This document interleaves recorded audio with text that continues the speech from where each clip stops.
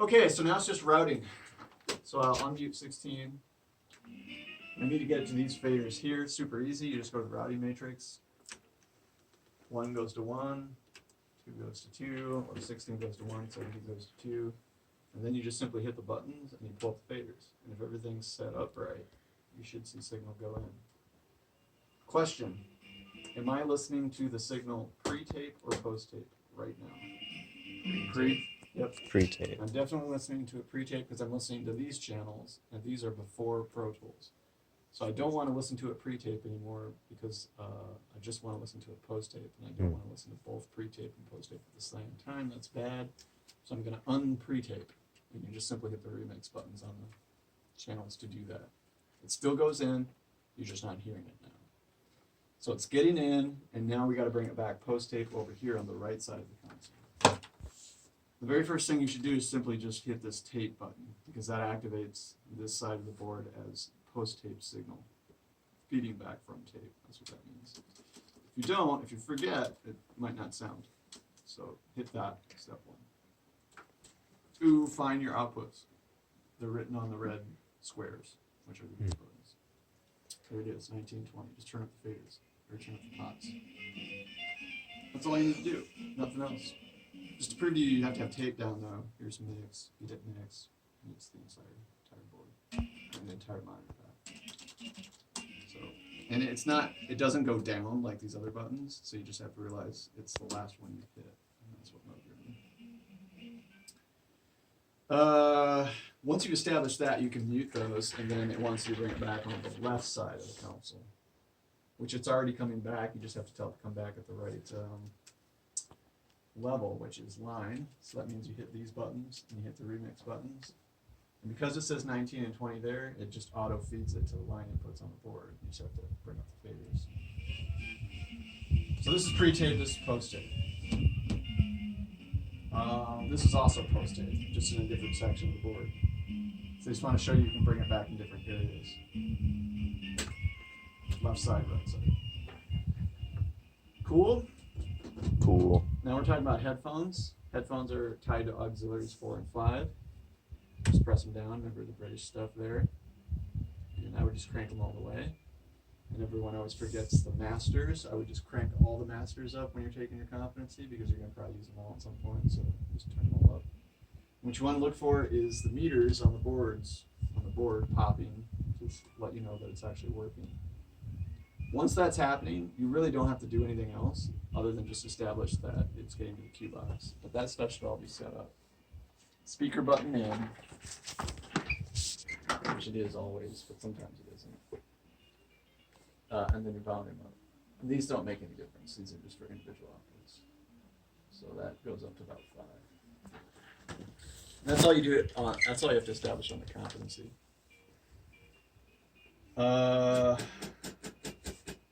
So remember, press the knobs down, right? Some people forget that. You just start cranking the knobs and it doesn't work. And just crank them all the way too. Because if you're getting a weak signal into your auxiliary, then it might not feed into the headphone amp. So even though it's still working, just crank them all the way up. Headphones, super easy. Now, there's 3 more patches you have to do. 1's an insert and 2 are the effects units. This gets slightly more complicated, but it's not that big a deal. So post-tape, put an insert on channel 19. Just do a straight up insert with that compressor over there. That compressor's number is 29, external equipment, so you just find that on the patch bay. 29 is down here. Stops here, continues down here, right? 22 to 23. And then you find the insert out point on the console. It's channel sends 19 into 29. 29, right above it, back into the returns, which lo and behold is right below the sends. So now to establish that you're getting signal, let's turn this off. This is not on currently, it looks like, or is it on? I guess, is this messed up or what? So, whoever thought of this label, right? So, one side says power, right? If you flip it to the right, it says power, and then the other side says on. Is that just weird? Am I okay, right. So power on. It's left though. That's what it ends up being. I know because I see the light come on when I flick it, but that's really my only indicator because I'm very confused by this. Anyways, you just have to establish you're getting signal in. You don't really have to run it that much, other than maybe adjust the volume knob or something. And you can see the needle pop when I do it. And you're probably somewhat signal getting affected by it. My fingers all the way down.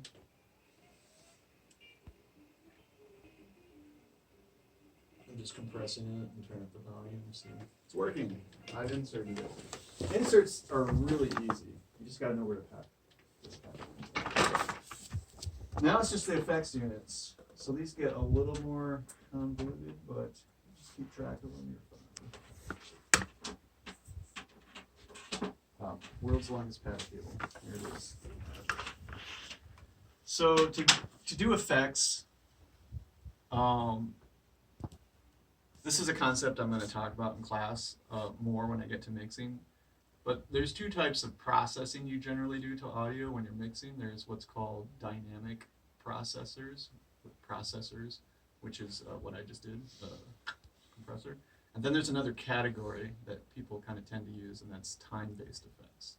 And you can think of that as something that's adding some kind of timing element to the original signal. It's not really affecting the DNA of the original signal, but it's just adding some kind of flavor to it, like a reverb or a delay or something like that. Anytime you do time-based effects, you will always send them off and return them on separate tracks, right? And this is true in digital audio workstations everywhere since the dawn of time. So this is the way on the Trident you would do that. You would send it off through an auxiliary, and that's auxiliary send 1. Find that patch point. Go into the unit that you're going into. The first one says 11, it's PCM 70, I believe. So external equipment in 11, and then that's a mono in, and it's actually a stereo out, because it processes in stereo. So I'm going to come out 11 and 12. And then I'm going to come into something called the echo returns. That's actually what I patched out of, because I'm not looking at what I'm doing. Echo returns are just auxiliary returns in England. And they're right next to the sends. Nice and easy. So that's the patching. Now you just have to do the sending.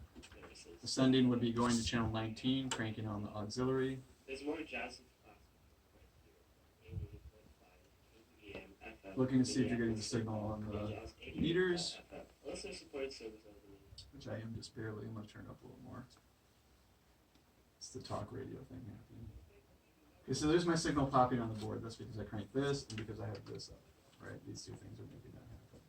And I'm going to look out the gear and see if that meter's popping. And if it's not, for some reason, you might want to turn this guy up. And that's all you have to do on that. You don't have to load sound to do anything. You just have to get the signal in. Then to hear it back, you just turn up the red knobs on the echo returns. These are echo returns, right? 1, 2, 3, 4. We're using these two, so you just turn these up. There's my whatever effect that's in that thing. And then I think they typically want you to pan one side left and one side right, because that's just typically what you would do with a stereo return. That's just moving these black knobs right here, all the way left and all the way right. There's the beautiful reverb, kids. So I'm going to turn that down. I've already established that. And do the last one, which is the PCM 60. PCM 60 is also a mono input, so we'll use auxiliary 2 for that. PCM 60 input is 13. And output, I'm just going to come mono this time because I don't think they care. Although in the real world, I would still come on stereo. And then instead of bringing it back on another echo return, they want you to bring it back on one of these monitor paths, just to show you that you can do that. These things can double as effects returns when you run out of echo returns. And they'll tell you which number they want you to go into on your competency, but I'm just going to choose 3 because that's the next one I'm not using in this current scenario. And you just have to know the name of the patch label, and it's called monitor line input. It's third from the bottom. Once you plug it into that, all you should have to do is turn up the red pot on that channel, and you'll hear, just like you would on the echo returns, you would hear the effects return. But I still got to send it. Sending it, would be auxiliary 2, cranking it, looking to see if it's popping on my board, looking to see if it's popping on the gear, which it is, and this also has an input knob as well. And then if I want to hear it, it should be just simply turning this red knob up right here on 3. Let's see. Beautiful.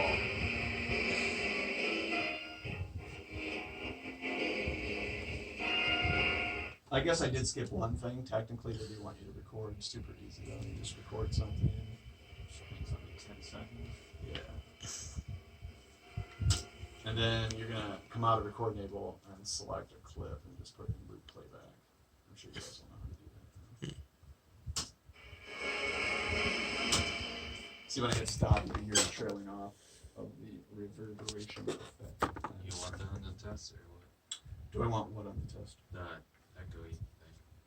The reverb. You have to do that. Do you have to show them this? No. You just have to show them that you hooked it up and they just want to be able to hear it. I'm just showing you this so you guys can do it.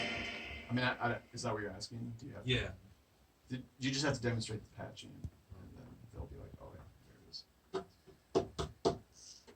Now's your time to ask a question, kids. We just did it.